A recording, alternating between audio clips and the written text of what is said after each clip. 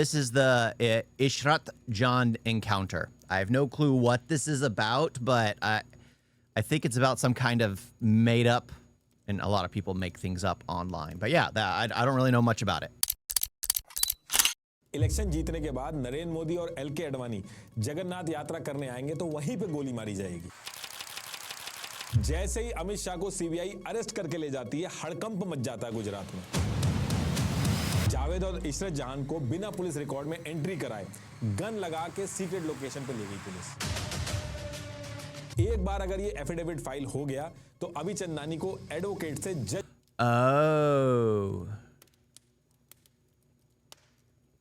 Now this is serious. So there was a complete filing for, I'm guessing, a fake. It was all faked. That stuff tends to happen, and it's sad when people file fake reports and all that stuff just to gain sympathy or try to belittle someone else. बना देंगे। ये recording भी leak हो गई। कांग्रेस ने affidavit के page फाड़ के इशरत जहान का नाम तो हटा दिया था, लेकिन 14 दिन बाद कांग्रेस फंस गई जब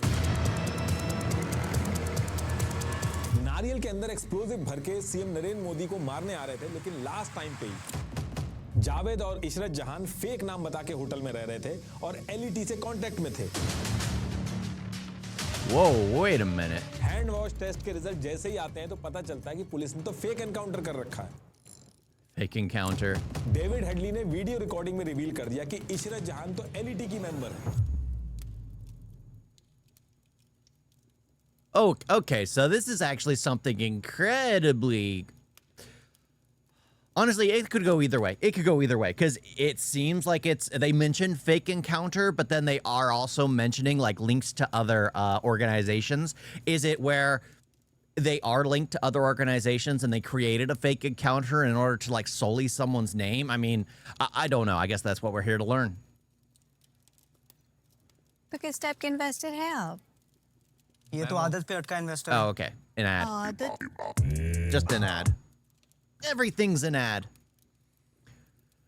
But yeah. I mean, this will be interesting to follow for me. I'm just trying to read the subtitles quickly enough. But it's fine. It's fine. He's talking pretty quickly. The subtitles don't seem to be linking up accurately either, which kind of sucks. But other than that, I'm getting kind of the gist. We'll find out. होता क्या है कि बिहार के पटना में एक area है खगौल। यहाँ पे एक आदमी जिसका नाम मोहम्मद शामीम रजा था, ये अपनी वाइफ शमीमा कौसर के साथ रहता था और ये पटना के एरिया में ठेकेदारी करता था। Why is the husband's face blurred but the wife is free to show? That's something that seems weird to me. Normally the innocent part, well, unless the husband is the innocent party. फिर year 1985 में इनके घर में एक बेटी का जन्म होता है जिसका नाम ये लोग रखते हैं इशरत जहान रजा। ये वही इशरत जहान थी जिसकी वजह से आगे चल के इंडिया की पॉलिटिक्स में भूचाल आने वाला था। इनके टोटल 7 बच्चे थे, जिसमें से इशरत जो थी वो सेकंड नंबर पे थी। अब होता क्या है कि काफी टाइम तक इनका पूरा परिवार वहीं रहता है। इसके बाद ईयर आता है 1992। इशरत के जो फादर थे उनको ये बताया गया कि ये जो ठेकेदारी का काम है इसको अगर मुंबई के अंदर करा जाएगा तो वहां पे बहुत ज्यादा These videos are good, interesting, and informative. Yeah. I mean, I like the style of how it's doing it. It's not animated. They're just like, it's more like clip art at this point, where you have images. They're slowly rendered to zoom in, zoom out, and yeah, it just connects things. And there's a lot of moving parts, so it's not just someone staring at the camera like I'm doing and just giving a book report. Like, what was it? Where it was the Brahmat?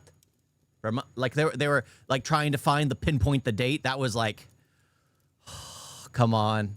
Just do a quick 3-minute recap. Profit होगा। और पटना के अंदर जो ये ठेकेदारी कर रहे थे वो वैसे भी हल्का चल रहा था। तो ईयर 1992 में मोहम्मद शमीम रजा ये अपनी पूरी फैमिली को लेके मुंबई के मुंब्रा में शिफ्ट हो जाते हैं और वहां पे एक हशमत पार्क राशिद कंपाउंड था, उसके फर्स्ट फ्लोर के हाउस नंबर C12 में रहने लगते हैं। और इशरत के फादर यहाँ पे जैसे ही पहुंचते हैं उसके बाद एशियन कंस्ट्रक्शन नाम से एक कंस्ट्रक्शन कंपनी स्टार्ट कर देते हैं और सेम टाइम पे इशरत की जो मदर थी वो मेडिसिन पैकेजिंग कंपनी में काम करने लगती हैं और यहाँ से इनके घर की जो फाइनेंशियल कंडीशन थी वो ठीक होने लगती है। लेकिन Yeah, 9 sounds June like it. 2000 I mean, real estate and pharmaceuticals, two industries that seem to always be kicking, well, almost always be kicking off. 2002 को फिर से एक दिक्कत आ जाती है। इस दिन इशरत के जो फादर थे मोहम्मद शामीन रजा, इनको ब्रेन हैमरेज हो जाता है और इसकी वजह से इनकी डेथ हो जाती है। That's और why इस he is- टाइम पे इशरत जहां जो थी वो 17 साल की थी और मुंबई के गुरु नानक खालसा कॉलेज से बीएससी कर रही थी। लेकिन अब फादर की डेथ के बाद फैमिली की जो फाइनेंशियल कंडीशन थी वो काफी खराब होने लगी थी। तो इशरत जो थी वो पढ़ाई के साथ साथ वहीं पास में एक चैरिटेबल ट्रस्ट था तंजीम ए वलीदम, तो इशरत जो थी वो इस ट्रस्ट के अंदर 15 बच्चों को ट्यूशन पढ़ाने लगी, जिसके बदले में उसको 700 रुपए मंथली मिलने लगे। और इसके साथ साथ इशरत ने एम्ब्रॉयडरी का भी काम शुरू कर दिया था ताकि घर चलने में दिक्कत ना आए। अब अगले 2 साल तक इशरत जो थी ऐसे करके अपना घर चलाती है और फिर एक दिन अप्रैल 2004 के लास्ट वीक में इशरत जहां की एक फ्रेंड थी और उसका एक भाई था राशिद, वो इशरत के घर पे पहुंचता है और इशरत की मदर से जाके कहता है कि हमारे एक जावेद भाई हैं, वो अपना एक परफ्यूम का बिजनेस स्टार्ट कर रहे हैं और उनको एक सेल्स गर्ल की जरूरत है और ये once in a life time opportunity है। इशरत कहाँ यहाँ पे 700 रुपए में ट्यूशन पढ़ा रही है। जावेद भाई इशरत को 3000 रुपए पर मंथ देंगे। अब इशरत की जो मदर थी वो शुरू में तो आनाकानी कर रही थी, लेकिन सैलरी ज्यादा थी तो कहती है कि एक बार मैं जावेद भाई से मिलूंगी। और फिर सेम डे ये लोग शाम 7:30 बजे एक ऑटो रिक्शा पकड़ के तलोजा होटल में जावेद से मिलने पहुंचते हैं। जावेद इशरत की मदर को वहां पे ये भी बताता है कि इशरत के फादर के साथ भी उसने पहले काम किया। अब इस मीटिंग में सारी बातें पक्की हो जाती हैं। इशरत की मदर भी इस जॉब के लिए हाँ कर देती है और लास्ट में जावेद एक चीज और मेंशन कर देता है कि इस काम के सिलसिले में शहर से बाहर भी जाना पड़ सकता है, लेकिन जाना अगर पड़ेगा तो उसके लिए एक्स्ट्रा पैसे दिए जाएंगे। और इशरत की मदर इस चीज के लिए हाँ कर देती है और फिर इसके बाद 1 मई 2004 को इशरत की ज्वाइनिंग डेट फिक्स कर दी जाती है और 3000 पर मंथ इसकी सैलरी फिक्स कर दी जाती है। लेकिन यही 3000 रुपए पर मंथ जो थे इशरत की माँ को आगे चल के बहुत भारी पड़ने वाले थे। ये जो जावेद भाई थे इसकी असली कहानी तो अभी आगे बताऊंगा, लेकिन थोड़ा बेसिक बता देता हूँ कि ये जावेद जो था ये केरला का रहने वाला था। इसका असली नाम प्रनेश कुमार पिल्लई था, लेकिन इसने जब साजिदा शेख से शादी की थी तो कन्वर्ट होने के बाद अपना नाम जावेद गुलाम मोहम्मद शेख कर लिया था। और इससे पहले भी ये कुछ टाइम के लिए दुबई में रहा था, फिर 2004 में ये इंडिया वापस आया था। ये सारी की सारी डिटेल्स पुलिस ने ऑन रिकॉर्ड कंफर्म करी है और बाकी कोर्ट में जो एक्चुअल कहानी चली थी वो भी अभी आगे बताऊंगा सर। अब इसके बाद 1 मई 2004 को इशरत की joining Holy crap, there's just way too much going on here. There is way too much here. Oh, hey, I don't know. You were reading the Primeval Hunter. Yeah. I've been enjoying that. Still working through it. Because it's still ongoing, really. Yeah, this is so freaking fascinating. There's just too much, and I guess a lot of the information is going to come out in the courts. Like, what exactly is going on? What's the because I'm pretty sure there's some swindling, maybe some, I don't know. I mean, it's just like the family moves, the father has a brain hemorrhage, he passes away, the daughter ends up starting tuition classes, then she gets offered a job for $3,000 a month, but she needs to occasionally work out of town every now and then and make more money. And then it talks about the family where the other guy's from. It's just crazy. हो जाती है। और joining के बाद same month में इशरत को 2 बार, एक बार लखनऊ और एक बार पुणे जाना पड़ता है। एक बार तो 6 दिन के लिए लगातार जावेद के साथ जाना पड़ता है। और ये दोनों जगह से होके आने के बाद इशरत अपने घर पे आती है और 2500 रुपए अपनी मदर को देती है। अब इसके बाद अगला महीना शुरू होता है और अगले महीने भी दोबारा से 10 जून 2004 को इशरत फिर से जाने के लिए कहती है, लेकिन इस बार इशरत की जो मदर थी वो गुस्सा हो जाती हैं। Yep, because I guess they didn't discuss the travel expenses, so she had to pay for it herself. ये गैर मर्द हैं और बार बार जाना पड़ रहा है तो ये ठीक नहीं है। लेकिन इशरत जो है वो मानती नहीं है। वो नेक्स्ट डे यानी कि 11 जून 2004 को बिना बताए घर से निकल जाती है और 11 बजे मॉर्निंग में फोन करके अपनी मदर को बताती है कि वो जावेद के साथ काम के सिलसिले में बाहर आ गई है। अब इस कॉल में इशरत जो है वो अपनी माँ को मना तो लेती है जैसे तैसे करके, लेकिन इशरत की आखिरी कॉल थी अपनी माँ के पास। इसके बाद इशरत कभी कॉल नहीं कर पाती अपनी मदर के पास। और फिर इसके नेक्स्ट डे 12 जून को इशरत की जो मदर थी वो बैक टू बैक इशरत को कॉल करती हैं। इसके बाद जावेद को भी कॉल करती हैं। जितने लोगों के नंबर थे सबको बैक टू बैक कॉल करती हैं, लेकिन सबके नंबर लाइन से स्विच ऑफ आने लगते हैं। तो एक तरफ तो इशरत की जो मदर थी वो 12 जून से बहुत ज्यादा परेशान थी, इशरत से कांटेक्ट नहीं हो पा रहा था। वहीं दूसरी तरफ जम्मू एंड कश्मीर की जो पुलिस थी वो एक ऑपरेशन में लगी हुई थी जहां पे इन्होंने लश्कर ए तैयबा LET जो है LETs. इसके एक ऑपरेटिव ईशान इलाई को मार दिया था और उसके बाद उसकी बॉडी के अंदर से एक लेटर मिला था और ये नॉर्मल लेटर नहीं था। इस लेटर के अंदर से काफी चीजें मिली थी और ये लेटर आईबी के पास पहुंचाया जाता है जिससे आईबी को कई सारी चीजें पता चलती हैं। वो क्या चीजें पता चली थी और क्या डॉट्स कनेक्ट किए थे आईबी ने, वो अभी आगे बताऊंगा। लेकिन इसके बाद आईबी ने सबसे पहले गुजरात की SIB, subsidiary intelligence bureau, IB का ही पार्ट होता है, स्टेट के लेवल पे काम करता है। जहां भी आगे मैं एसआईबी बोलूंगा आप समझ जाना कि गुजरात के स्टेट आईबी की बात होती है। तो इंटेलिजेंस ब्यूरो जो है वो गुजरात की जो एसआईबी है इसको इनपुट देती है कि बीजेपी के लीडर एलके अडवाणी और नरेंद्र मोदी को मारने के लिए एक प्लान बनाया जा रहा है, जिसमें यह है कि अगर मई 2004 को बीजेपी इलेक्शन जीतती है तो बीजेपी ने डिसाइड किया था कि अगर ये जीतते हैं तो वोटर्स को थैंक्स बोलने के लिए एलके अडवाणी जी जो हैं वो जगन्नाथ रथ यात्रा करेंगे और इस यात्रा में नरेंद्र मोदी और एलके अडवाणी दोनों होंगे। तो वहीं पे इनको मारने का प्लान बनाया जा रहा था और उसी के लिए लश्कर ए तैयबा के जो ऑपरेटिव्स हैं वो गुजरात पहुंचने वाले हैं। ये जो इनपुट था इंटेलिजेंस ब्यूरो गुजरात के साथ साथ बाकी भी जो स्टेट्स की This is something that I always find fascinating. So, intelligence agencies of every nation normally know exactly what's going on in their own nation. Most of the time, they let things play out until it's gone like too far, so that way they can stop it and track back where the source comes from. They always want to find the source because you can keep cutting off the heads of the Hydra, but if you don't kill its body, then it will continue coming back. And that's the thing. They always try to find the body. They use intel. Sure, some tragic things happen, but as long as they can kill that body, it'll end up regenerating, but it takes longer than its head's regenerating. And I always find that interesting how they always know this stuff. They always know this stuff. Like everyone was confused. It was like, these aren't drug boats. These are fishing vessels that the U.S. is bombing on our shores, coming from Venezuela. And it was just like they released like the high quality images after the fact, and it was like, yeah, that white powder they were bringing across that definitely wasn't sugarcane. But yeah, they just blew them up. It's like the nation's intelligence knows what's going on. It's like a game of cups where you're hiding the marble and just trying to fish it, move it around. That's, I guess, what each nation does with their spies. The spies know that one nation knows one thing, but they try not to leak more information. So it's always interesting. It's always interesting. Yeah, go ahead, ask. Respective agencies थी उनको भी forward कर देती है ताकि इसको रोका जा सके। ये सारी चीजें जो मैं आपको बता रहा हूँ सीबीआई की चार्जशीट में, पुलिस की इंक्वायरी में, कोर्ट के अंदर सबमिट हुई हैं। ऑफिशियल डॉक्यूमेंट जो सबमिट हुए हैं कोर्ट के अंदर उसमें से बता रहा हूँ। सबके लिंक जो है मैंने डिस्क्रिप्शन में दे दिए।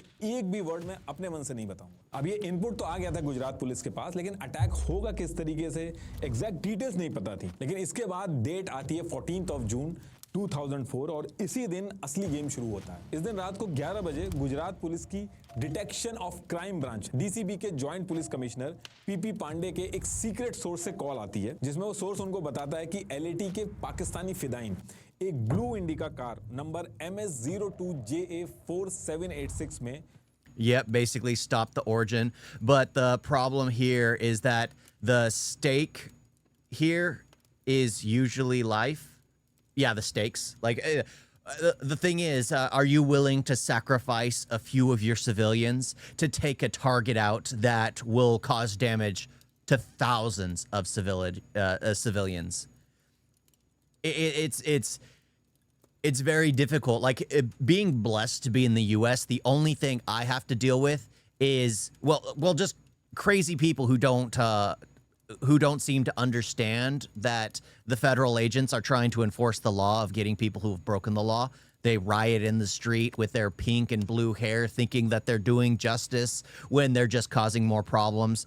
Yeah, that's basically what I have to deal with. But I personally feel like the CIA needs to start investigating those people. They're becoming domestic terror organizations. But yeah, I mean, to live in constant fear of what your neighbor might do is just insane. I mean, that's why Maduro was taken out, because he was too close to the U.S. And if we took out Maduro, our neighbor Mexico is going to be more hesitant to be.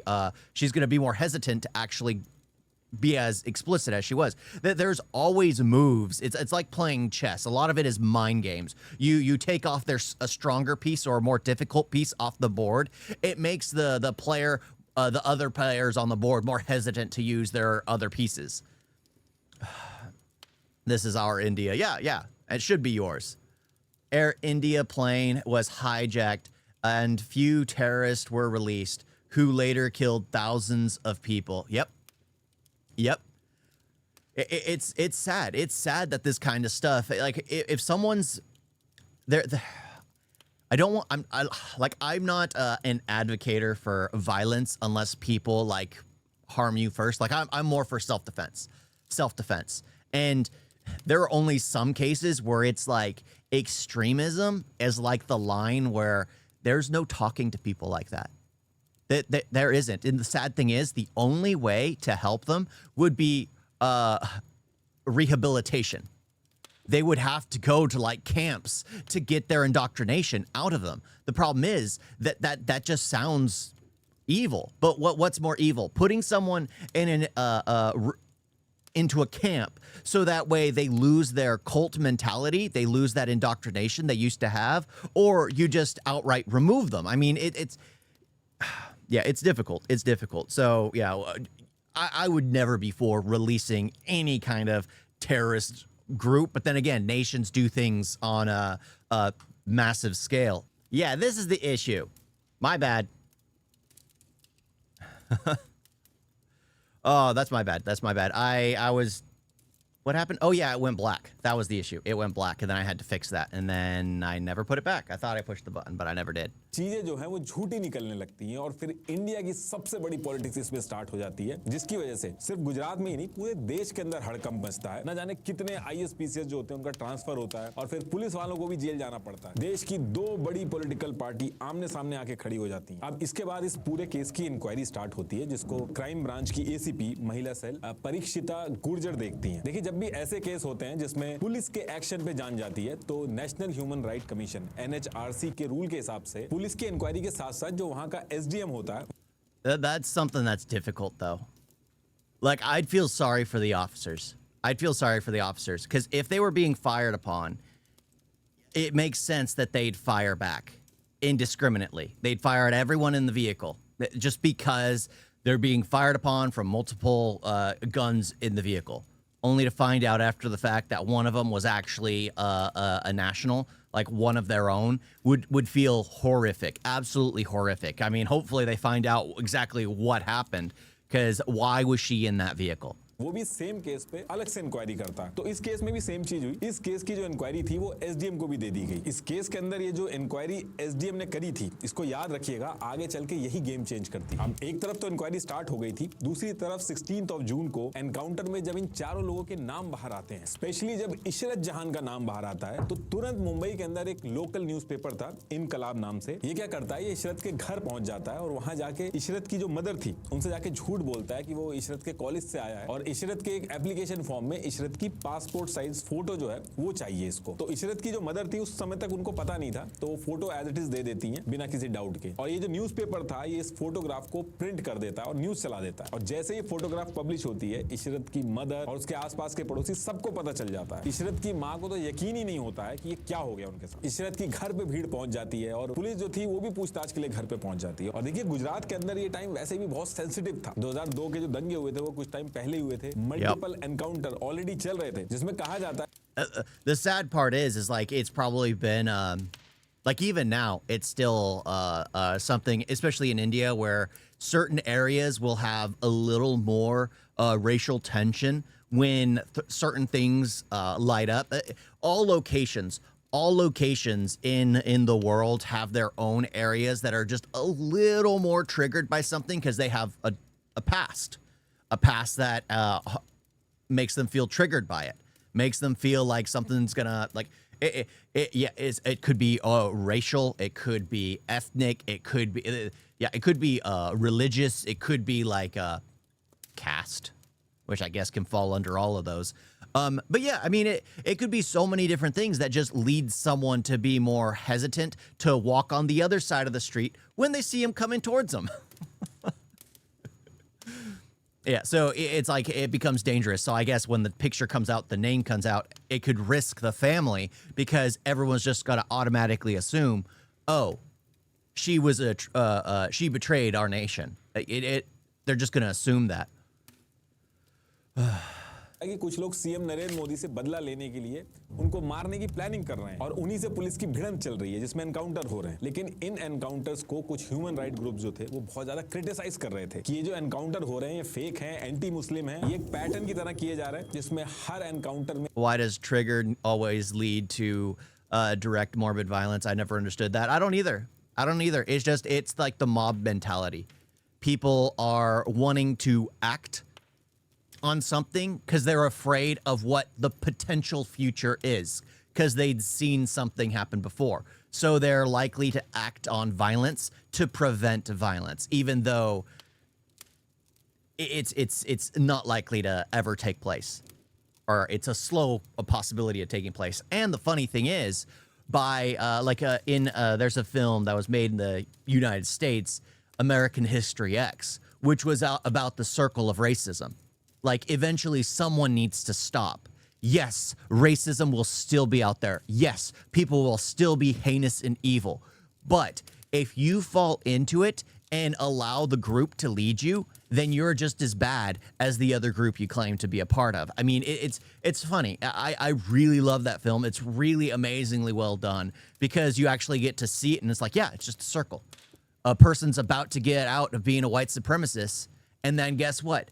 I'm going to spoil it. It's an old film. I'm going to spoil it. His younger brother gets killed by a few black kids, and then he's basically roped back into the whole thing again. It's insane. It's insane. एक ही चीज होती है कि encounter सुनसान जगह पे morning में होता है, भारी गोलीबारी होती है और किसी भी पुलिस वाले को चोट नहीं आती है। तो इस तरीके का जो डिस्कशन था वो ऑलरेडी गुजरात के अंदर चल रहा था और इसी टाइम पे जब इशरत जहान का नाम आता है तो लोकल ह्यूमन राइट ग्रुप जो थे वो इशरत के घर पहुंच जाते हैं, भीड़ इकट्ठी हो जाती है और फिर समाजवादी पार्टी के स्टेट प्रेसिडेंट अबू आजमी ये आके कहते हैं कि ये तो फेक एनकाउंटर है, जल्दी से जल्दी इस पे सीबीआई इंक्वायरी करवानी चाहिए। एनसीपी के लीडर वसंत दावकरे इशरत की मां को 1 लाख रुपए की डोनेशन भी देते हैं और डिमांड करते हैं कि ये जो पुलिस वाले इसमें इन्वॉल्व हैं उनके ऊपर एक्शन करो। उस समय हालात ये हो जाते हैं कि इशरत जहान के फ्यूनरल पे 10,000 से ज्यादा लोग शामिल होते हैं और गुजरात पुलिस और नरेंद्र मोदी के अगेंस्ट में जम के नारे लगते हैं। पूरे गुजरात में इशरत जहान को लेके हल्ला होने लगता है। इनफैक्ट धीरे धीरे गुजरात से बाहर भी ये बात जाने लगती है। Well, until now it appeared that the CBI's massive 1,500 endorsement of their go-ahead. अब जब ये सारी चीजें चल रही थी तो तभी क्या होता है कि 15th of July 2004 को लश्कर तैयबा का लाहौर बेस्ड एक माउथ पीस है गजवा टाइम्स, इसमें इशरत जहान को एलईडी की वुमेन ऑपरेटिव बता के शहीद बोल देते हैं और जैसे ही ये चीज होती है सारा माहौल उल्टा हो जाता है। एनसीपी लीडर वसंत दावकरे के पीछे सब लोग पड़ जाते हैं। उनको अपने 1 लाख रुपए का जो चेक जो उन्होंने इशरत की मां को दिया था वो वापस लेना पड़ता है। लेकिन इन सब के बाद भी इशरत की जो मदर थी वो कहती है इशरत को मैं जानती हूँ, वो बिल्कुल ऐसा नहीं कर सकती। तो वो क्या करती है, 11th of August 2004 को हाई कोर्ट में special criminal application number 822 file करती हैं जिसमें वो डिमांड करती हैं कि एनकाउंटर फेक है, सीबीआई को ये केस दे देना चाहिए। बाकी जो एसडीएम थे वो इस केस के ऊपर अलग से ऑलरेडी इंक्वायरी कर ही रहे थे। ये वो टाइम था गुजरात का जिसमें 2003 से 2005 के बीच में टोटल 21 कंट्रोवर्शियल एनकाउंटर्स हुए थे जिसमें से मोस्टली सभी का मिशन सीएम को मारने का था और ये सभी एनकाउंटर सुबह के अर्ली आवर्स में हुए और सब में कुछ ना कुछ चीज को लेकर कंट्रोवर्सी चल रही थी। तो आम जन Okay, so this kind of makes sense because people are calling it fake, absolutely fake. But that at that point, you need to start coming out. But eventually, at what point do you reveal what's real? Like again, bombing the fishing vessels that were coming from Venezuela. And then finally, after Maduro's captured, they release some of the footage, and it's like, oh yeah, that's definitely not a fishing vessel.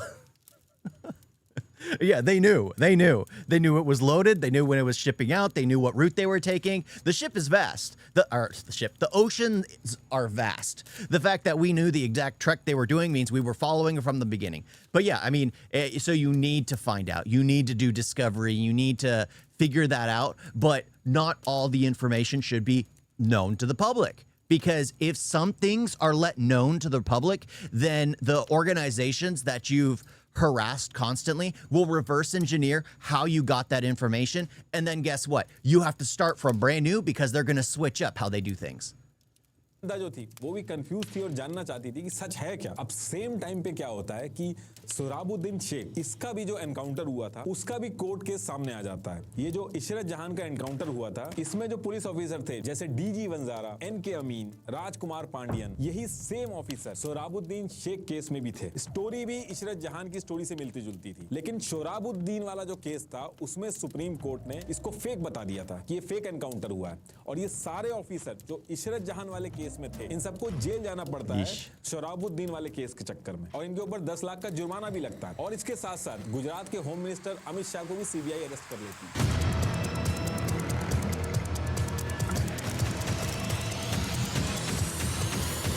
Sohrabuddin वाले case का जो result आया था, जो supreme court ने फैसला सुनाया था, इसके बाद इशरत जहान की जो मदर थी That was उनका loud. क्लेम और स्ट्रांग हो जाता है कि उनकी लड़की का भी फेक एनकाउंटर किया गया है। लोगों का भी सपोर्ट इनको मिलने लगता है। देखिए जो इशरत जहान वाला केस है इसमें एक चीज ध्यान रखिएगा, ये जो इंसिडेंट हुआ है इसमें दो चीजें हैं। एक तो ये है कि ये जो 4 लोग आए थे सीएम नरेंद्र मोदी को मारने आए थे और एलईटी के मेंबर थे यानी कि लश्कर तैयबा के मेंबर थे, ये एक चीज है। लेकिन ये जो इनका एनकाउंटर हुआ है ये फेक हुआ है कि नहीं ये एक अलग चीज है। तो दो चीजें अलग अलग हैं। तो अभी ये जो डिस्कशन चल रहा है वो ये है कि पुलिस वालों ने इनका फेक एनकाउंटर किया है या नहीं, ये चारों आए कैसे थे, ये लश्कर तैयबा के मेंबर थे या नहीं थे, एक एक डिटेल अभी आगे बताऊंगा मैं आपको। अभी जो सोहराबुद्दीन वाला जो केस था जब ये सामने आया तो लश्कर तैयबा ने जो पहले अपना स्टेटमेंट दिया था कि इशरत जहान शहीद है, वो उसकी मेंबर है, वो अपनी बात से पीछे हट जाते हैं। लश्कर तैयबा, इशरत की फैमिली और इंडियन मुस्लिम से इशरत जहान को लश्कर तैयबा का ऑपरेटिव बताने के लिए माफी मांगते हैं कि उन्होंने गलती से बोल दिया था, उनको ऐसा नहीं बोलना चाहिए था। और ये चीज बोल के लश्कर तैयबा ने अपना जो क्लेम था उसको वापस ले लिया और बता दिया कि इशरत जहां जो है वो एलईटी की मेंबर कभी थी ही नहीं। अब इसके बाद इशरत जहान का जो केस है वो Gujarat high court I mean, it's easy to believe. Easy to believe, especially if she was having to travel, she would get a ride with friends, or if they were trying, like if they are an organization, they would surround themselves with locals. Why? So that way they're less likely to be a target. So she was probably just the innocent local that was in the vehicle to be a pawn, to be like, oh no, we're no threat to anyone.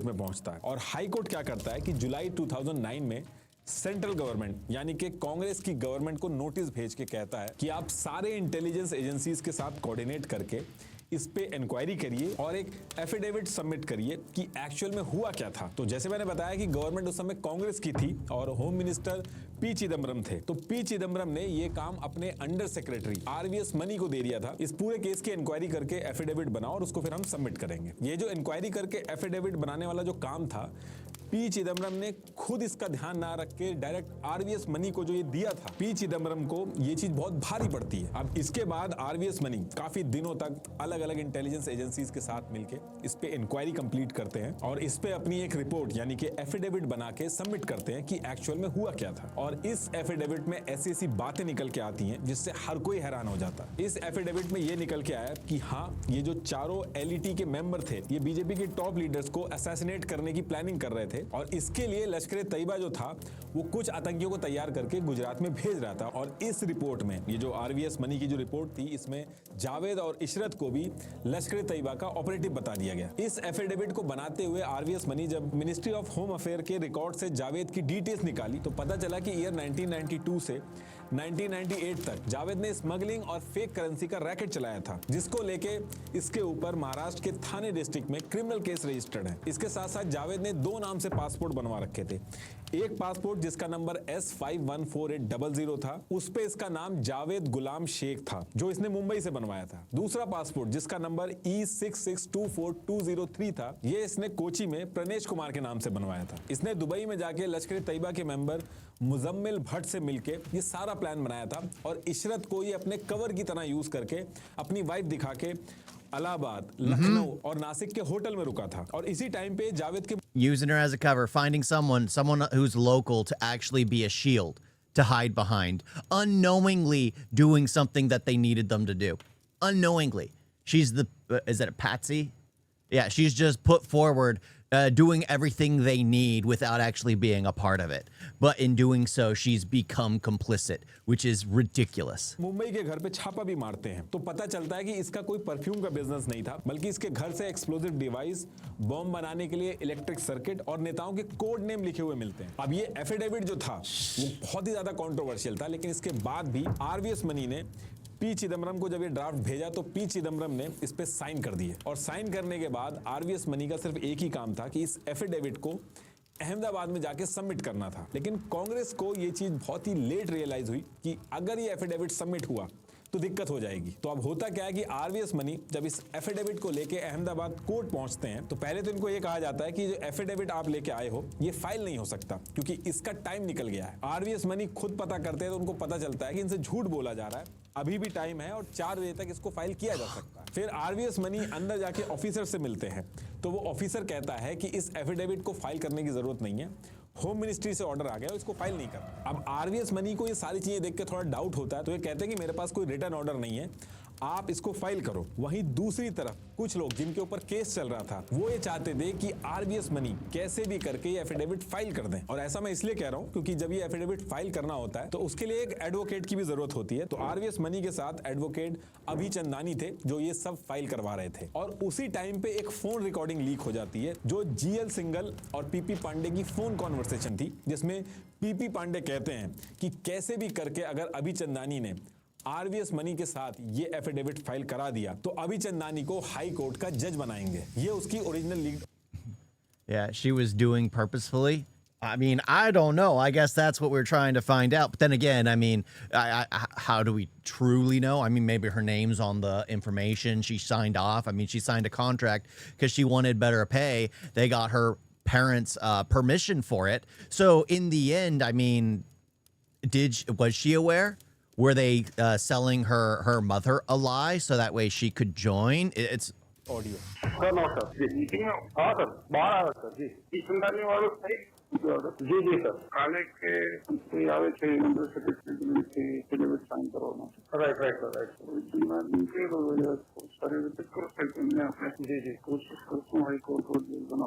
Right right sir वो हो sir. तो जैसे तैसे करके इस affidavit को file तो करा दिया जाता है, लेकिन इस चीज से सेंट्रल गवर्नमेंट खुश नहीं थी क्योंकि वो नहीं चाहती थी कि ये फाइल हो। वहीं गुजरात गवर्नमेंट के जो लोग थे वो चाहते थे कि कैसे भी करके फाइल हो जाए, और जब ये एफिडेविट फाइल हो गया था उसके बाद जितनी बार भी कांग्रेस ने बोला कि गुजरात के अंदर फेक काउंटर करवा रही है वहां की गवर्नमेंट, तो बीजेपी ने भी उसके काउंटर में यही एफिडेविट का हवाला दिया कि आपने खुद इतनी सारी इन्वेस्टिगेशन करके इंक्वायरी करके एफिडेविट बनाया और कोर्ट में सबमिट किया है, और आप खुद ही इस चीज को कह रहे हो कि एनकाउंटर्स फेक हो रहे हैं। अब देखिए एफिडेविट तो फाइल हो गया था, लेकिन इसके बाद भी चीजें आसान नहीं हुई बल्कि और कॉम्प्लिकेटेड हो गई। 12 अगस्त 2009 को क्या होता है, जैसे मैंने पहले बताया था आपको, national human rights commission NHRC के रूल के हिसाब से एसडीएम भी अलग से इंक्वायरी करता है। तो ये जो अलग से इंक्वायरी चल रही थी, she mistakenly became a martyr of the group, bro. Innocence all the way. I smell it. Innocence. Well, yeah, exactly. I mean, that you carry someone around for you to make your actions not seem as bad. So as long as someone there is, it just paints the whole thing in a bad light. And especially if there are cases already of fake encounters, you know, to give the public, oh, we are doing our job. We've just killed these people who were here from Pakistan, who were here from China. So we are doing our job, only to find out that it was fake, just to make the public feel like, oh, something's actually being done, to rile them up and be like, yes, our nation has our back, only to find out that it was a lie. I mean, yeah, if there's history of that, then it becomes a problem. SDM वाली इसको chief metropolitan magistrate DM Patel ने 12 अगस्त को magistrate SP Tamang को दे दी थी, और दी भी थी CrPC के सेक्शन 176 के तहत। इस सेक्शन के हिसाब से ये जो 4 लोगों की डेथ हुई थी वो किस रीजन से हुई थी और किन सर्कमस्टांसेस में हुई थी, सिर्फ वो पता करना था, उससे ज्यादा नहीं करना था। तो अब जैसे एसबी तमांग के पास ये चीज आती है, अगले 25 दिन तक वो इस पे काम करते हैं और 7 सितंबर 2009 को 243 पेजेस की रिपोर्ट सबमिट करते हैं। और जैसे ये रिपोर्ट आती है भूजाल मच जाता है। एसबी तमांग अपनी रिपोर्ट में कहते हैं कि मैंने इस पूरे एनकाउंटर को सही से रिव्यू किया है। अब ये चारों लोग एलईटी के ऑपरेटिव थे या नहीं इसका नहीं पता, लेकिन ये जो एनकाउंटर पुलिस ने किया है ये पूरी तरीके से फेक किया है, और पुलिस जो कह रही है वो सारा कुछ झूठ बोल रही है। और इसको साबित करने के लिए एसपी तमांग ने कुछ प्रूफ भी सबमिट किए, जिसमें उन्होंने कहा कि पुलिस ने एफआईआर में मेंशन किया है सबसे पहली गोली उन्होंने कार के रियर लेफ्ट टायर में मारी थी और कार राइट साइड में जाके डिवाइडर से टकरा गई। लेकिन फिजिक्स के हिसाब से अगर गोली लेफ्ट टायर में लगी है तो कार लेफ्ट साइड में जानी चाहिए थी। तो फिर एफआईआर के अंदर पुलिस ने ये चीज गलत क्यों मेंशन की? और फिर इसके बाद एसपी तमांग कहते हैं कि पुलिस कह रही है कि I mean, that can happen, especially if you're driving a car, you overcompensate. If you're popping the back tire, yes. But if you know and you feel it in the car, you'll probably overcompensate, which would explain why it reared into the opposite side. Yeah. आतंकियों ने AK-56 से police पे firing की। लेकिन अगर आप पंचनामा report देखोगे तो AK-56 से फायर किए हुए एक भी चले हुए कारतूस डिवाइडर वाली लोकेशन से रिकवर नहीं हुए। और फिर इसके बाद एक हैंड वॉश टेस्ट होता है जिसमें सस्पेक्ट जो होता है Congress is biggest problem of India. Yeah, it's the biggest problem of most nations. Too many people wanting their story to be told. She have not been in car full of guns, blast materials. And blast materials. If she unknowingly was part of this, can you be in such a car unknowingly? Yeah, you can be. You can be. Especially if you're like friends with them or you're working for them thinking that it's just a normal job. You don't question things. You just are like, okay, whatever. You can see someone getting swept up in this. And in the end, if she's innocent, it's tragic. But if they are legit terror, or it's kind of sad that she was just in that place at that point in time. Because she was just the one they would keep around to do the deliveries, I would suspect, and to do things to just make it so their hands were off it. They would actually have a local do it so they wouldn't be doing it. उसके हाथ के sample लेके उसमें check होता है कि उसने बंदूक चलाई थी कि नहीं। और फोरेंसिक साइंस लेबोरेटरी में इन चारों का जो गन पाउडर टेस्ट था वो नेगेटिव आया था। इनमें से किसी ने भी गोली चलाई नहीं थी। तो इनका कहना था कि पुलिस ये कैसे कह रही है कि इन्होंने गोली चलाई। फिर इन्होंने कहा कि पंचनामा रिपोर्ट के हिसाब से इंडिका कार और पुलिस की गाड़ी के बीच में 33 फीट की डिस्टेंस थी। लेकिन जब 6 डॉक्टर के पैनल ने पोस्टमार्टम किया तो The biggest mafia is Congress. In every nation, killed thousands of people from every religion to stay in power for years. Yeah. And what they do is, like in the U.S., if you look at like the House, all of the Senate, even the presidency, if you actually look at everyone's family tree, you'll realize the majority of people in power are related to or married to or some kind of family tree. Like they'll give some family of some political party, have them arrange the marriage between both their kids, so that way they join. And then those kids end up going into politics as well, because they're just, it's become a monarchy at that point in time. And monarchy is just not good. You want the best person for the job. You want the people to elect someone for a job. But yeah, I mean, yeah, you can unless you check the car, which why would you or can be guilty and not know it already? Yeah, I mean, I've gotten in cars where there's firearms in it, but it's just not a big deal to me. Some people might have more firearms, but it's a common thing here. I mean, again, I've seen more firearms in India, but I was up in J&K in India than I ever have here in the US. But it's like one of those things that you're just like, okay, whatever. I mean, I'm not expecting to go somewhere and rob a bank, but it's just, she probably just wasn't thinking. Just wasn't thinking. Or maybe just thinking it's like an airsoft pistol or a BB gun. I mean, those are for sale there because it's, yeah, a gun license are not easy to get anywhere. However, it's still easy to buy guns because no matter what, people always sell guns illegally. And it's always easy to buy an illegal gun. बताया कि चारों की body में गोली का जो entry size है वो छोटा है और एग्जिट साइज जो है वो बड़ा है, मतलब कि गोली बहुत पास से मारी गई है। यहाँ भी पुलिस गलत है। इसके साथ साथ गोली जिस डायरेक्शन से लगती हुई दिखाई गई है वो डायरेक्शन भी गलत आ रही है। जो इन चारों की बॉडी पे घाव बने हुए थे उनको जब टेक्निकली एग्जामिन किया गया तो गोली ऊपर की डायरेक्शन से चली गई है, लेकिन पुलिस ने बताया था कि आमना सामना हुआ था तो उस हिसाब से गोली जो है वो हॉरिजॉन्टल डायरेक्शन में लगनी चाहिए थी। तो ये भी चीज गलत निकल के आती है। जावेद और जिशान की बॉडी से जो बुलेट मिली थी वो AK-56 राइफल की थी, जो कि पुलिस बता रही थी कि ये चारों खुद लेके आए थे। तो क्या उन्होंने खुद की बंदूक से ही खुद को गोली मारी? क्योंकि पुलिस ने जो बताया था उन्होंने 70 राउंड फायरिंग करी थी, तो पुलिस की गोली इनकी बॉडी में से नहीं मिली थी। ऑटोप्सी रिपोर्ट जो थी उसमें भी जावेद शेख के पेट में 150 mg semi solid undigested moong Yes, it is also a crime then when it's illegally purchased. Scribbler, what would the reason be for the terror group to call her martyr, then claim mistake? Though I don't understand this part. I mean, it's possible because she's the innocent one. They targeted her, and you could basically lean on that even if something else happens in the group. You take all eyes off the other members in the car and just focus on the innocent one. And then it proves that the nation is full of criminals. And then it basically creates it's all about how you spin a narrative. That's what lawyers are taught to do. It's not about the evidence in a courtroom. It's about who tells the story the best. It is sad but true, especially when there's a jury like there is in the US. Because if you can sway the jurors, you've basically gotten free. You've basically gotten free because they're more submissive to that kind of stuff. We really need I can't wait till like we get an AI jury system. Yeah, like the weird Mercy movie. दाल और ऐसे ही दूसरे आतंकी के पेट से 200 ग्राम semi digested food जैसे rice ये सब identify हुआ था। तो उनका कहना था कि नॉर्मली ये सब जो फूड मिला है ये लोग रात में खाते हैं और सेमी डाइजेस्टेड था। तो इसके हिसाब से जो पुलिस जो एनकाउंटर की टाइमिंग बता रही है वो भी डाउटफुल है। ऐसे और भी बहुत सारी चीजें मेंशन की है तमांग ने, जिनकी डिटेल्स मैंने डिस्क्रिप्शन में लगा दी हैं। तो ये रिपोर्ट सबमिट करने के बाद SP Tamang, DG Vanzara, GL Singhal, NK Amin और ऐसे 20 से ज्यादा डीसीबी ऑफिसर्स के ऊपर फेक एनकाउंटर का आरोप लगाते हैं। ये उन 20 लोगों के नाम है। और अब ये सारी चीजें देखते हुए गुजरात गवर्नमेंट और गुजरात पुलिस की नींद उड़ जाती है। गुजरात गवर्नमेंट 2 दिन के अंदर गुजरात हाई कोर्ट में पिटीशन डाल के कहती है कि ये जो SP What the heck? So was it fake or was it not fake? It's like, what the heck is, like, they're going off the autopsies. So it's like, okay, yeah, so their story that they said doesn't add up. But again, also the situations when you're in a gunfight, you don't exactly recall everything. You're just in the heat of the moment. So yeah, this is just getting incredibly crazy. Incredibly crazy. I'm not entirely sure what's going on, but that's perfectly fine. That's normal for me.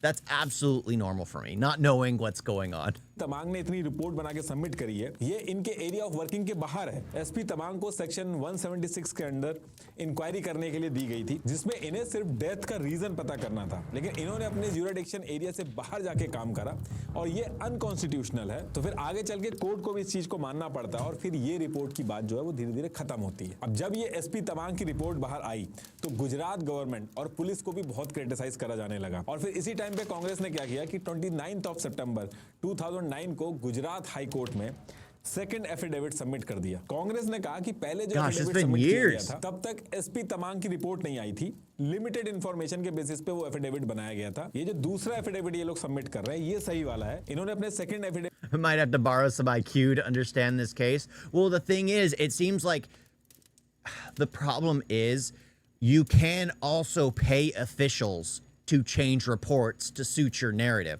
I don't want to believe that's what's going on and they're actually going to the autopsy, but I have a feeling like in just a bit, they're going to come out with another autopsy that proves the actual case. So then it's like, no, it's not a fake one. It's like, oh my gosh. When things get too corrupt, it's like, how do you know what is real at that point? How do you know what to believe? Because like in the US, the news lies to you. Mainstream media lies to you. The only thing you can do for yourself is to look stuff up, try to find the most evidence you can, and then just form your own assessment. That's all you can do because everyone else is trying to sell you something. That's just the truth. Every news organization, every politician, every actor, every influencer, everyone's trying to sell you something. It's best to just look at everything for yourself and try to analyze it for yourself and be like, okay, I kind of feel more this way. Like me, I have a proponent to like respect law enforcement and respect soldiers. But at the same time, humans are fallible. Isn't that right? The right word? Fallible? Not infallible. They're fallible. They're able to be corrupted. They're able to be they're humans. They're humans, but I want to respect them because to be an officer is an honorable profession. To be a soldier is an honorable life. because you basically dedicate your life to it. So me, I lean more towards sympathizing with the officer than I do with a criminal. But at every time, you still have to look at things to be like, okay, what exactly is going on in this situation? Why is Congress submitting 2 affidavit? Because the first one they heft up. Yeah, basically.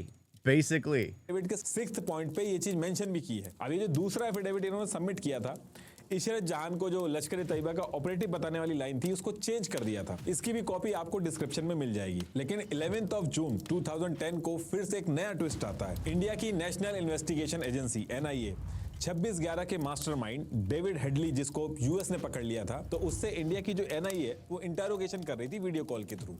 तो उसी में बात करते करते David Headley जो है वो कहता है कि 2005 में उसको लश्कर तैयबा के जाकिर रहमान लखवी ने मुजम्मिल भट्ट से मिलवाया था, और मिलवाते टाइम वो लोग एक लड़की के बारे में बात कर रहे थे, और उस टाइम पे बात करते करते डेविड ने उस लड़की का नाम पूछा था। तो उस टाइम पे उन्होंने उस लड़की का नाम बताया था इशरत जहान, और इसके साथ साथ कहा था कि मुजम्मिल भट्ट जो है उसने इस लड़की को रिक्रूट किया। अब इंडिया की NIA जो थी वो डेविड हेडली के साथ अपनी इन्वेस्टिगेशन खत्म करने के बाद एक रिपोर्ट बना के होम मिनिस्ट्री को सबमिट करती है, और उसमें ये जो डेविड हेडली ने इशरत जहान के बारे में जो चीज़ें बताई थी वो सारी चीज़ें मेंशन कर देती है। लेकिन RVS मनी ने अपनी बुक में कहा था कि इंस्पेक्टर जनरल बेहरा, इन्होंने इस रिपोर्ट में से पेज डिलीट करा दिया था। इशरत जहान वाला जो सेक्शन था उसको डिलीट करा दिया था। उस टाइम पे इंडियन मीडिया ने भी इस चीज़ को कवर किया था कि कांग्रेस ने NIA की रिपोर्ट में से इशरत जहान का नाम डिलीट करवा दिया।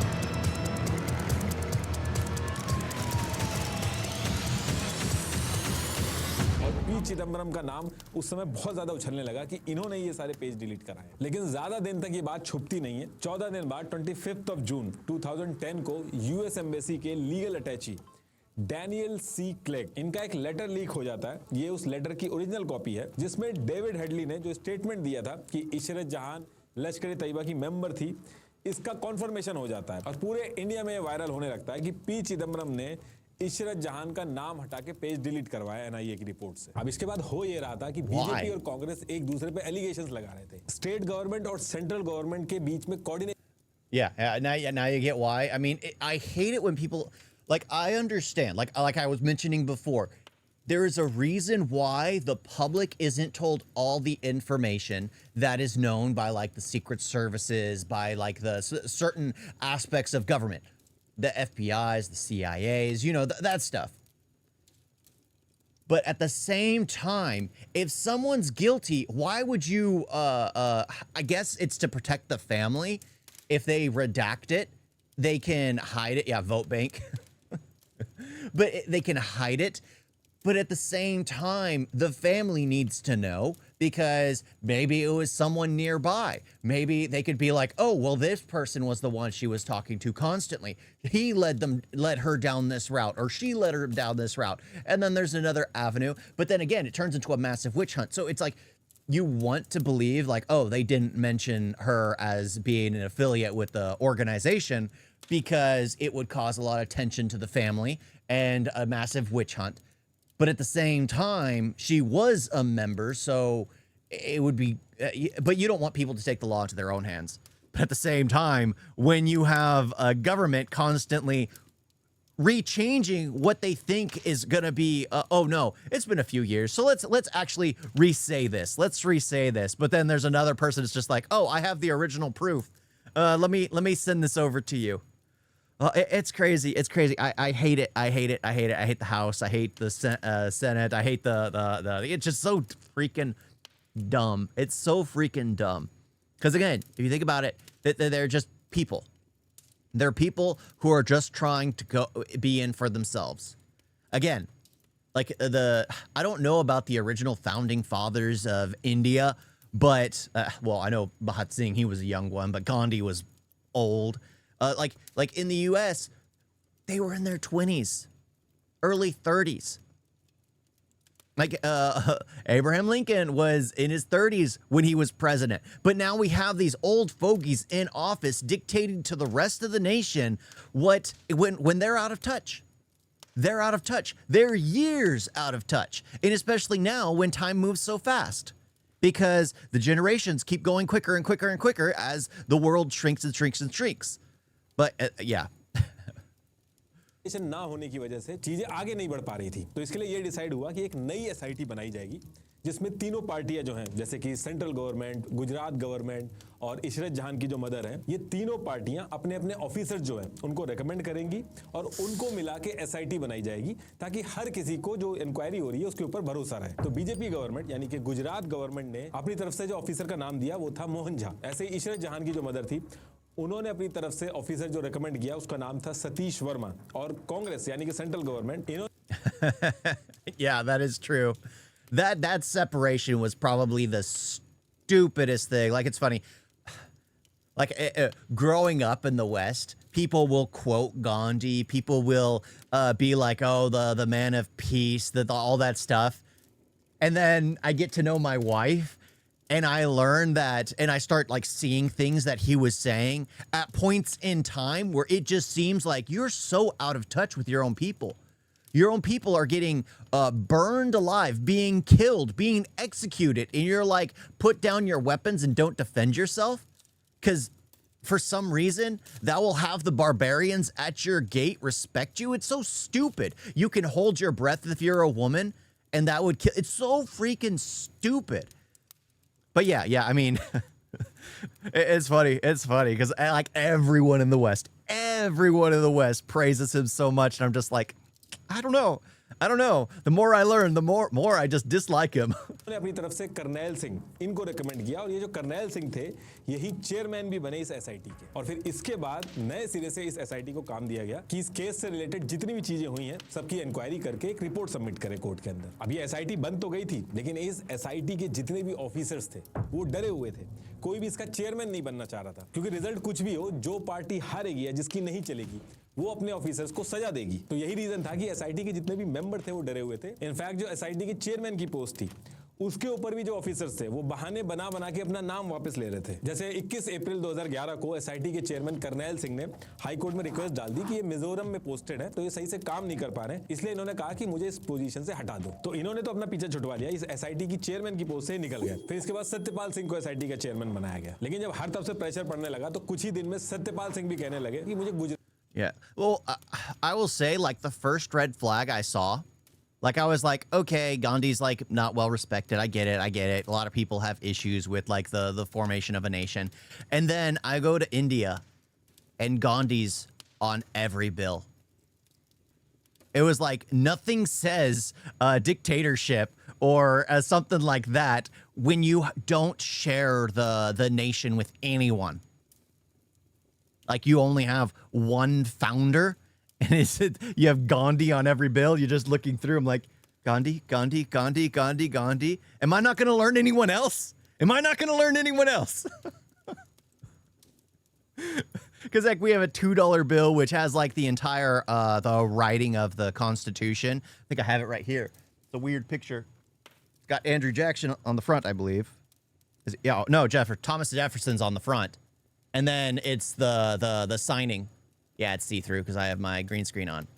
But yeah, it's the signing on the back. Because normally it's a house or something, but we have George Washington, we have Benjamin Franklin, and he was never a president. We have Benjamin Franklin on the 100. But yeah, I mean, you go to India and you just see Gandhi on every bill. Trains with bodies from peace to pieces, and he said, "Don't do nothing to stop it." Yeah. Like those kinds of things are just disgusting. Those are heinous. Those are heinous claims to make, especially when you're living a luxurious life away from the violence. No one should ever tell anyone to not pick up arms and defend. I'm a huge proponent of defense. Absolutely. Gujarati language समझने में बहुत दिक्कत आ रही है और इस case के अंदर एक एक्यूज है जिसको मैं जानता हूं, तो इस एसआईटी में मेरा होना सही नहीं है, तो मुझे भी रिलीज कर दिया जाए, तो इनको भी रिलीज कर दिया जाता। फिर जेवी रमुडू का नाम सामने आता है। Though when it comes to Gandhi, I feel like he just wanted to do a hard reset on violence because usually fighting leads to more fighting, and it kind of worked too, you know. No, not really. The issue is defense. You need to defend yourself. when people go up in arms looking for a witch hunt because they're afraid of Muslims in their area, or Muslims are going around trying to hunt down Christians and Hindus in their area, no, what you need to do is just defend yourself. You never advocate nonviolence, because the person who's going to be violent doesn't care because they're going to be violent. What you have to advocate for is self-defense. Self-defense, self-defense, self-defense. Because in the end, like, what is it? Freedom isn't free. Like, that's a saying here in the United States. Freedom isn't free. Because it's bought and paid for by the blood of our soldiers. Bought and paid for by those who have sacrificed themselves to make our nation a great place. It isn't free. You have to work for it. But you have to know that there are people who will try to take advantage of that kind of thing. तो ये कहते हैं कि मेरी facial की surgery हुई है, मुझे बोलने में दर्द होता है, तो मेरे लिए इस एसआईटी का पार्ट बनना सही नहीं रहेगा, मैं इंक्वायरी वगैरह नहीं कर पाऊंगा. Yeah, people always confuse defense with offense because they think they're trying to do something good by going out and taking care of the problem. No. Stay at home. You stay in your area, your property, and as soon as someone steps foot on your property, you gun them down. Or you cut them up. Whatever you have to do to defend you and your family. That's it. That's all that matters. Protecting you and your family. Nations should do the same for their own nation. A nation should act the way a mother does when their child is at risk. Willing to do anything to protect their child. A nation should do the exact same thing. A nation should never go out and attack. A nation should be a nation should always be on defense. Always be on defense. Worst ideology in the world I heard is of Gandhi, sadly. Yeah, because I could understand that in peacetime. I could understand people in the U.S. talking like that because they've never known hardship. But someone who's dealing with a separation, a split between the nation, turning having India and Pakistan be formed as two separate entities, someone who's dealing with all that, advocate for non-violence makes no sense. तो ये भी निकल जाते हैं. पूरे India में SIT का chairman बनने के लिए कोई रेडी नहीं था. लेकिन अब इसी बीच क्या होता है कि सरप्राइजिंगली सीआईएसएफ के एडीजी आरआर वर्मा खुद से ही कहते हैं कि मैं एसआईटी का चेयरमैन बन जाऊंगा. तो हर कोई थोड़ा सा सरप्राइज था कि इस टाइम पे जहां हर कोई बच रहा है, ये क्यों चेयरमैन बनने के लिए हाँ कर रहे हैं. तो इसको लेके पार्लियामेंट के अंदर ऑन रिकॉर्ड ये चीज बोली गई कि कांग्रेस ने आरआर वर्मा के साथ साठगांठ कर ली थी कि तुम हमारी तरफ से एसआईटी के चेयरमैन बन जाओ, जैसी रिपोर्ट हम चाहते हैं वैसी बना लो, तुम्हारा जो बिहार में सन इन लॉ है उस पे जो केस चल रहा है उसको हम रुकवा देंगे. और फिर आगे चल के केस रुक भी गया. मेरे बाद में जो चेयरमैन आया प्लीज उनसे जो साठगांठ की गई, उनके हिसाब से काम किया. उनके सन इनला को, उनका सन इनला जो आईएएस अधिकारी है बिहार के अंदर, उनके खिलाफ जो इंक्वायरी चल रही थी, उस इंक्वायरी को बंद किया गया कि जैसी रिपोर्ट गवर्नमेंट चाहती थी उसके हिसाब से किताब किया गया. इस पूरे केस में जो भी ऑफिसर पॉलिटिकल पार्टीज के हिसाब से चलता था उसको रिवॉर्ड मिलते थे, और जो नहीं चलता था उसको पनिशमेंट मिलती थी. करनाल सिंह को ईडी का डायरेक्टर बना दिया गया. सत्यपाल को BJP government Yeah, turn the other cheek. Gandhi said, when anyone slaps you, then you offer them the other side. You're a face for another slap. It's just so stupid. It's so stupid. No. If someone slaps you, you slap them harder. You don't go further than that unless it's they've got something far worse planned out. I mean, that's the thing. Or if it's at risk of threatening your family. Yeah, it's crazy. It's crazy. The more I learn, the more I'm like, why is he talking like this? He makes no sense. The things he says should have come, like, again, if Gandhi was an American, what he says makes perfect sense because he doesn't know the real world. The fact that he was in India talking nonsense is the mind-boggling thing. When all those things are going on, all those problems are going on, he doesn't seem to care about the people. It was just about his image. में minister of state for human resources and development, water, river, कई सारे department दिए गए। वहीं सतीश वर्मा जिन्होंने Gujarat government के against में report निकाली थी, तो उनका ट्रांसफर बहुत गलत जगह कर दिया गया। फिर रिटायरमेंट से 1 महीने पहले उनको ऑफिस प्रीमिसेस में एक इंटरव्यू देने की वजह से टर्मिनेट कर दिया जाता है, उनकी पेंशन वगैरह रुक जाती है। तो इस पूरे केस में दोनों पार्टियों के बीच में जो ऑफिसर्स फंस रहे थे उनका भी बहुत भारी नुकसान हुआ। तो अब इसके बाद क्या होता है कि कोर्ट भी परेशान होके 1 दिसंबर 2011 को ये मामला सीबीआई को उठा के दे देता है। अब बीजेपी जो थी वो इसका अपोज करने लगती है, क्योंकि सेंटर में कांग्रेस थी और उसको लगा कि सीबीआई कांग्रेस के हिसाब से चलेगी। तो गुजरात गवर्नमेंट जो थी वो इस फैसले का अपोज करने लगी कि ये जो सीबीआई को केस देने का डिसीजन हुआ है, इस डिसीजन को लेने वाले पैनल में एक जज अभिलाषा कुमारी थी, जो कि कांग्रेस पार्टी के हिमाचल प्रदेश के सीएम वीरभद्र सिंह की बेटी है। तो इसलिए बीजेपी ने कहा कि ये जो कोर्ट में डिसीजन लिया गया है सीबीआई को केस देने का, ये हमारे साथ गलत हुआ है, लेकिन इसको लेके कुछ होता नहीं है। ये केस जो होता है वो सीबीआई के पास चला जाता है। अब यहां से सीबीआई अपनी इंक्वायरी स्टार्ट करती है। सीबीआई पहला अरेस्ट 21 फरवरी 2013 को करती है ऑफिसर GL सिंगल का। सीबीआई जब इनके घर पहुंचती है तो इनके घर से इनको एक पेन ड्राइव मिलती है जिसमें 9 लोगों की मीटिंग की रिकॉर्डिंग होती है, जिसमें इशरत जहान के केस को रोकने की जो प्लानिंग हो रही थी उसकी रिकॉर्डिंग मिलती है। ये जो 9 लोगों की रिकॉर्डिंग थी, इसमें सीएम नरेंद्र मोदी के सेक्रेटरी गिरीश चंद्र मुर्मू भी। Holy crap, is everyone corrupt? Oh, it was just recommended to तो me. इसको लेके भी बहुत हल्ला होता है काफी दिन तक। और फिर इसके बाद सीबीआई सारी इंक्वायरी करने के बाद 3 जुलाई 2013 को अपनी चार्जशीट फाइल करती है।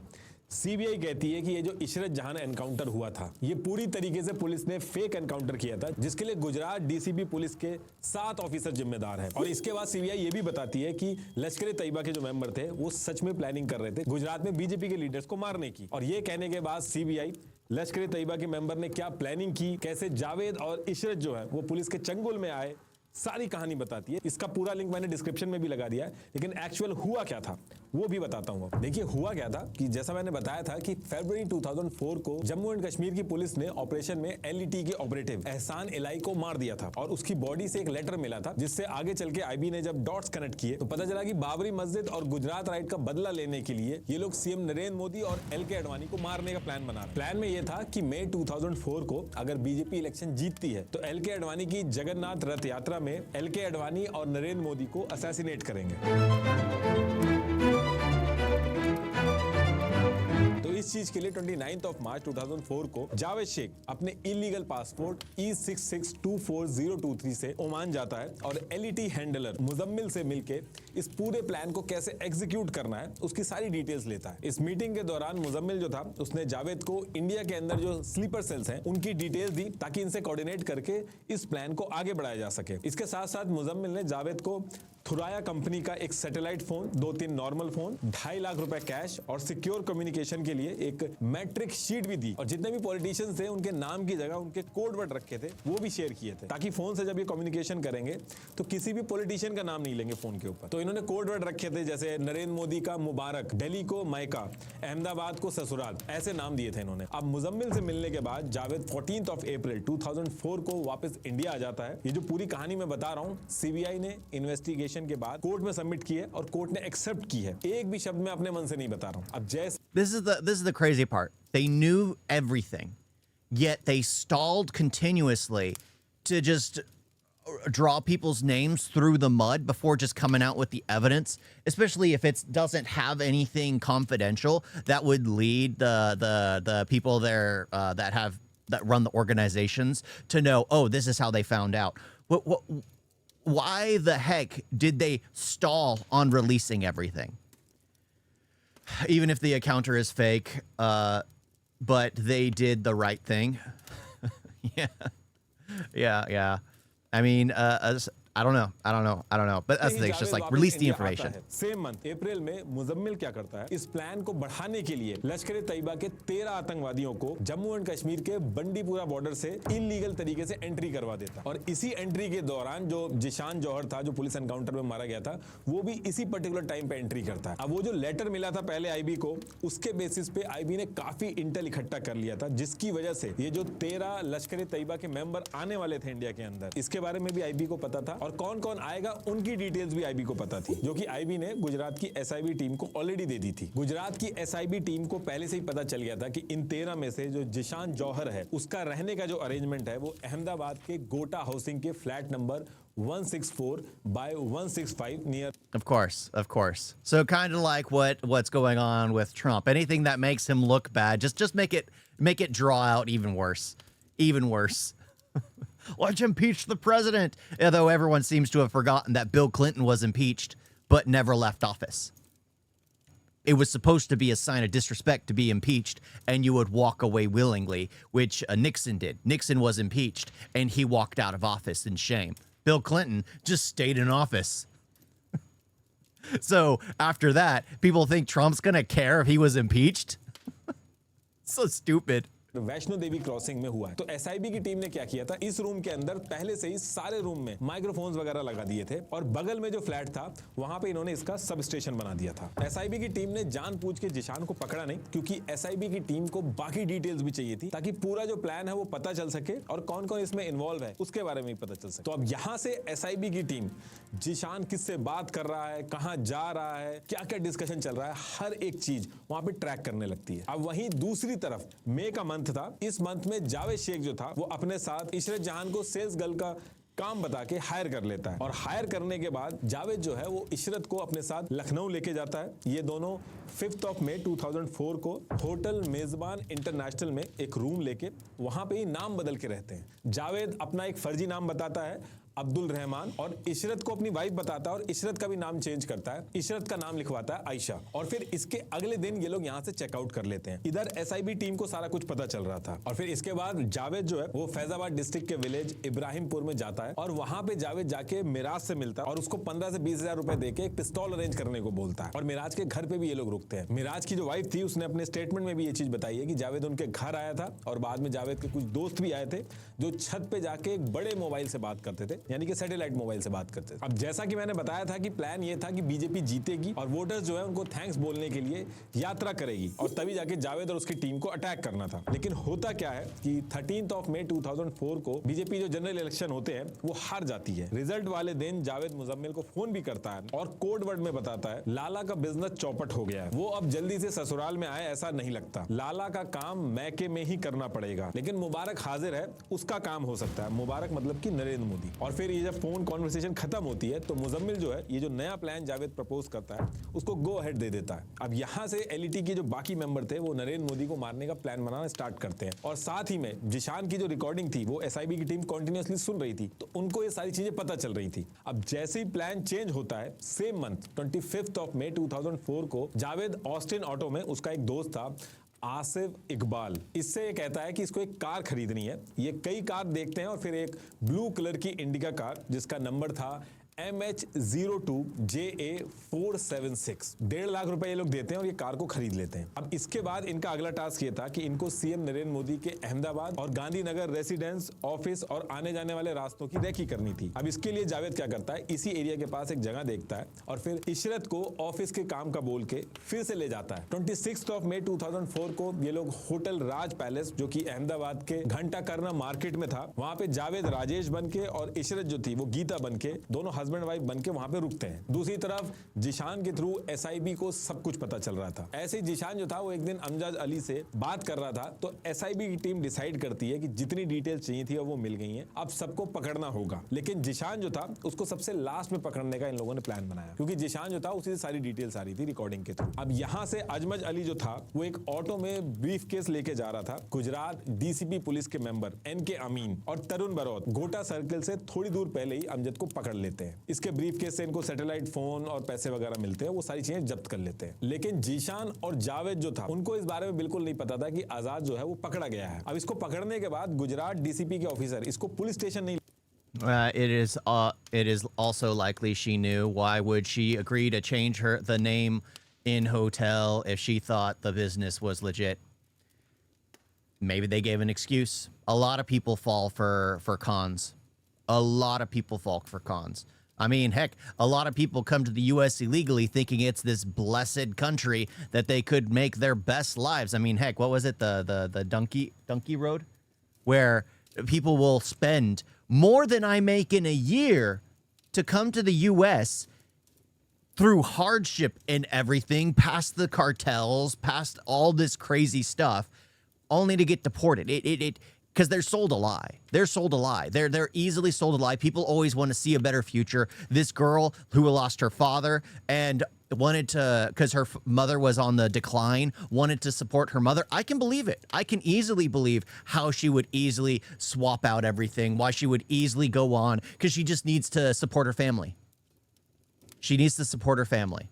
So you can understand why it makes sense, even though it at the same time, you look back on it, they say hindsight is 20/20. It's just like, oh, what? Why am I trading my phone? Why am I swapping my name? Why am I getting in a car with a ton of guns? I mean, it sounds crazy when you think about it and you talk about it, but in the moment, if your father passed away and your mother doesn't have the health to continue supporting the family and maybe you're about to lose the house, you'll do whatever you have to. You'll do whatever you have to. ले जाते हैं ना ही इसका जो arrest होता है उसको on record दिखाते हैं, बल्कि इसको कोबा But I don't circle know. के पास एक अरहाम फार्म के बंगलो नंबर 5 के सैंपल हाउस में रखते हैं और फिर गुजरात डीसीपी पुलिस इस पूरे बंगलो को चारों तरफ से घेर के ड्यूटी देती है। ये जो पूरी प्रॉपर्टी थी, इसका जो डेवलपर था राजेंद्र कुमार, इसकी बेटी जो थी वो उसके कम नंबर आए थे तो वो एक बड़े लॉ कॉलेज में एडमिशन नहीं ले पा रही थी, तो उसका जो एडमिशन था गुजरात पुलिस ऑफिसर ने अहमदाबाद के एक बड़े लॉ कॉलेज में करवा दिया था। बस इसके बदले में राजेंद्र कुमार को कहा जाता है कि इस जगह पे कोई आना नहीं चाहिए। इस पूरे एरिया की सिक्योरिटी जो ऑफिसर्स ड्यूटी दे रहे थे, ये सब कहीं रिकॉर्ड में नहीं दिखाया जाता है।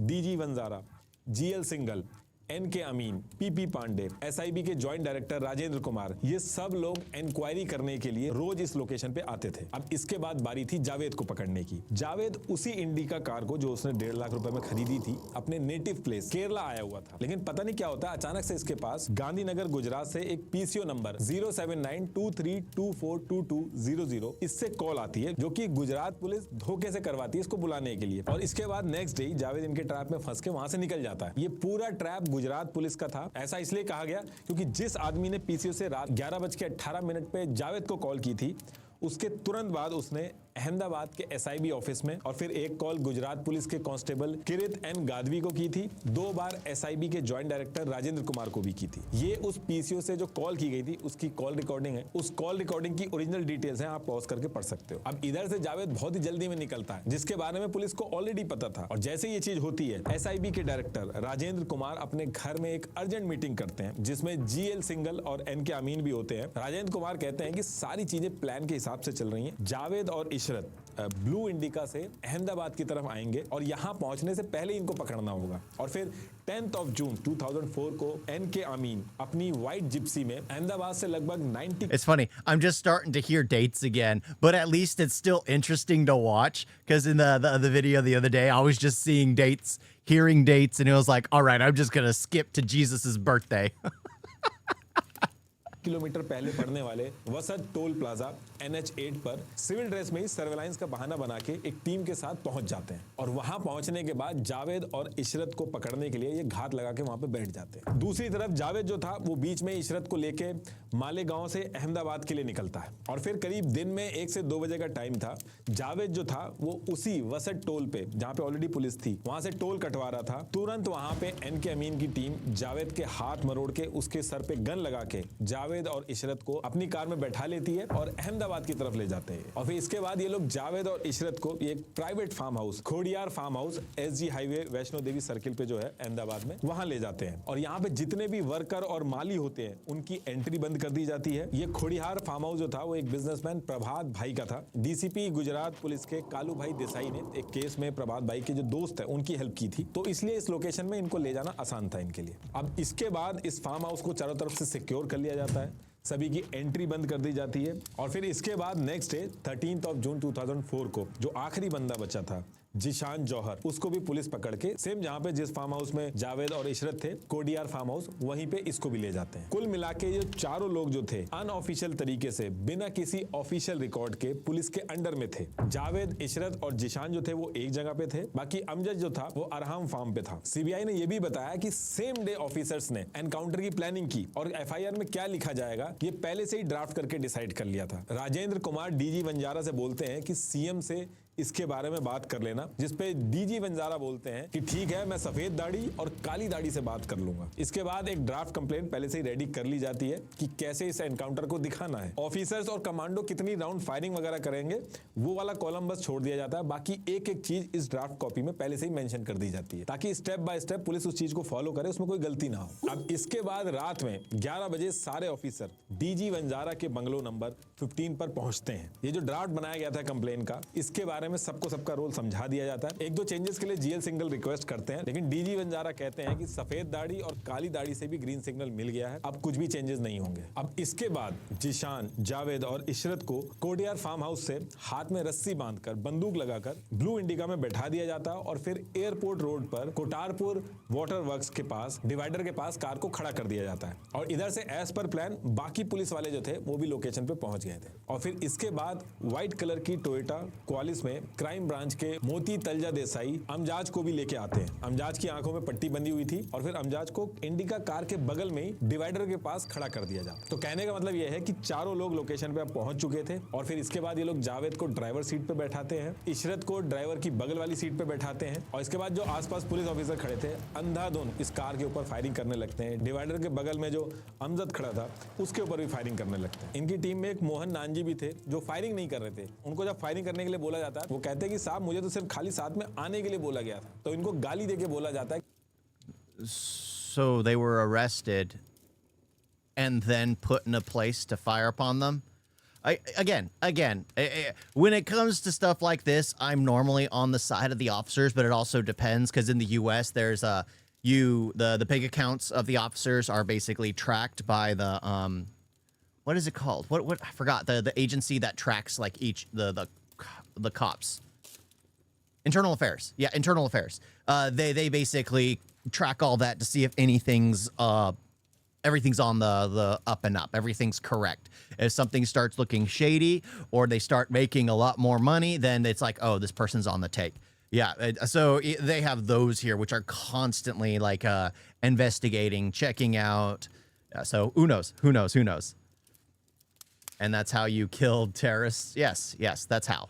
That's how you catch them and then you put them on the line on the street. यहाँ तो मुजरा करने आया और फिर सीबीआई कोर्ट को बताती है कि इसके बाद इन लोगों ने इंडिका कार में इस सभी के हाथ में पिस्तौल और बाकी सामान जो है वो प्लांट कर दिए। ये पूरा ऑपरेशन जो है वो 15 जून 2004 की सुबह 4:30 बजे खत्म हो जाता है। और जब इस पूरी इन्वेस्टिगेशन के साथ सीबीआई चार्जशीट फाइल करती है तो सारे ऑफिसर्स की गिरफ्तारी होती है। डीजी वंजारा रिजाइन मार के गुजरात गवर्नमेंट से नाराज हो जाते हैं और सीएम को कहते हैं कि my God has betrayed me. अब देखिए इसके बाद होता क्या है कि रूल के हिसाब से अगर कोई गवर्नमेंट ऑफिशियल है ऑन ड्यूटी, अगर वो कुछ करता है तो उस पर अगर केस चलता है तो पहले स्टेट या फिर सेंट्रल गवर्नमेंट से सीआरपीसी के under section 197 section of prosecution के हिसाब से परमिशन लेनी होती है सेंट्रल गवर्नमेंट से, स्टेट गवर्नमेंट से। 16 मई 2014 को बीजेपी जीत के सेंटर में आ गई थी और गुजरात स्टेट के अंदर पहले से ही बीजेपी पावर में थी। तो ये जो परमिशन होती है ये परमिशन देती ही नहीं है गवर्नमेंट और फिर धीरे धीरे करके सभी पुलिस वाले छूट जाते हैं। इशरत की मदर भी इसके बाद कहती है कि वो थक चुकी है और ये जितनी भी कोर्ट की प्रोसीडिंग्स है इसमें वो हिस्सा नहीं ले पाएंगी और केस यहीं पे खत्म हो जाता है।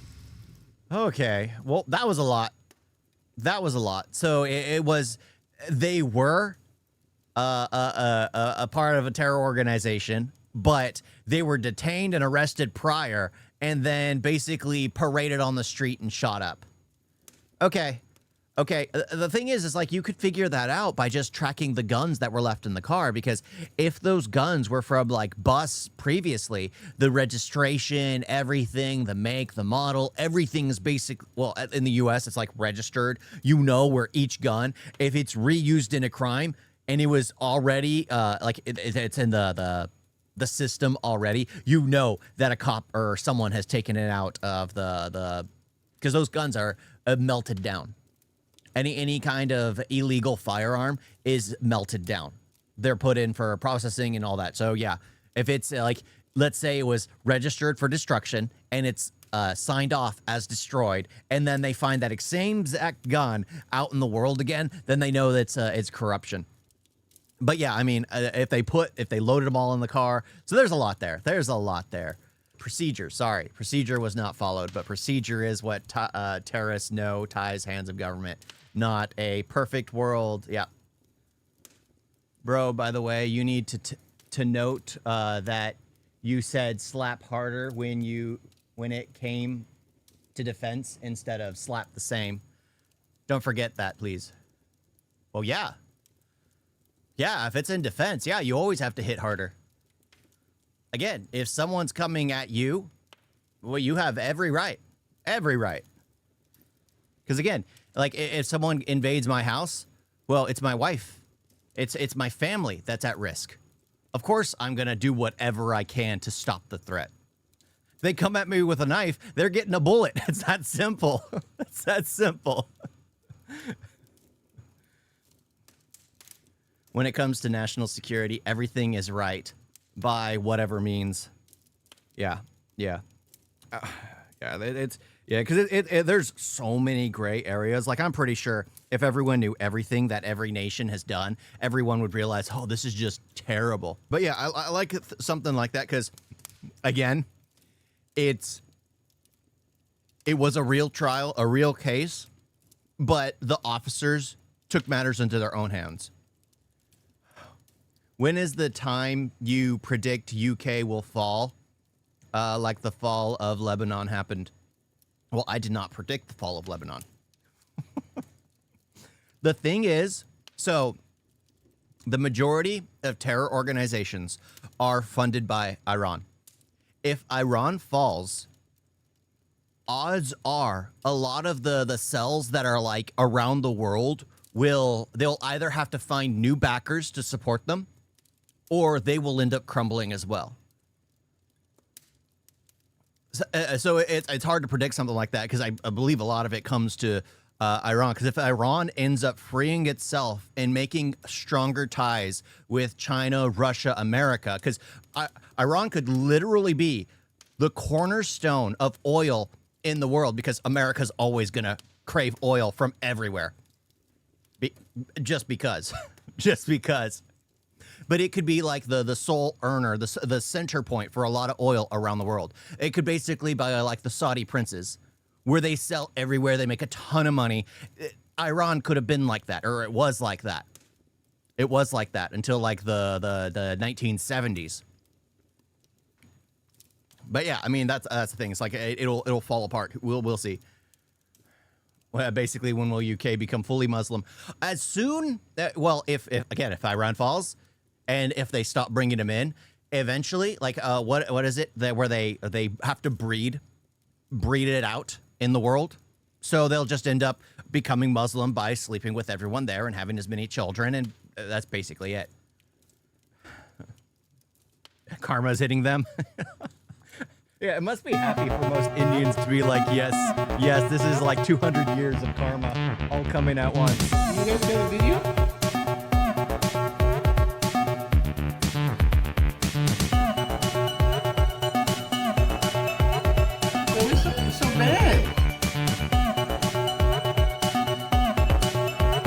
Don't forget to like and subscribe. Wait on that.